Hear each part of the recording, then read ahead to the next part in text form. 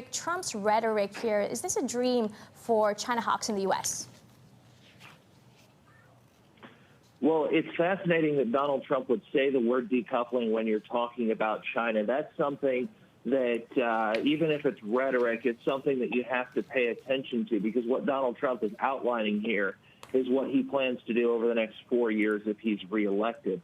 Now, the Biden campaign is coming back and saying essentially that these are just words from Donald Trump. The Biden campaign is not necessarily losing sleep on the idea of Donald Trump outflanking them on China. They like to point to Donald Trump talking about how good of a job China was doing trying to manage the virus back in, let's say, like January, February time, when he was still trying to get that phase 1 deal, over the line, and then right after it was over the line.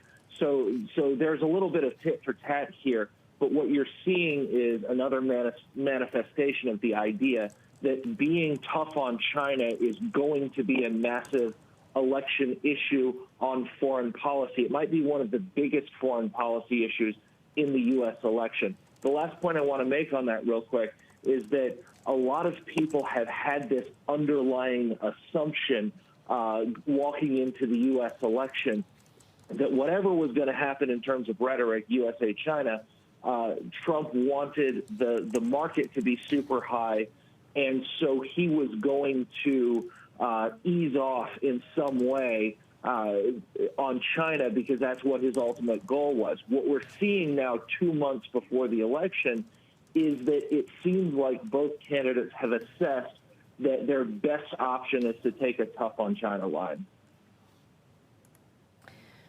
Derek, in terms of getting tough, we're also seeing a change in tone when it comes to the renewal of journalist residence passes and visas in China, right? This has affected a number of American news outlets that are in China, including Bloomberg. And we're also just hearing this morning that 2 Australian news outlets have actually pulled their journalists out of China as a result of these concerns over security and safety. Yeah, that's right. And what you're talking about here is these sort of passes that allow you to get your residence pass, that allow you to work for 12 months.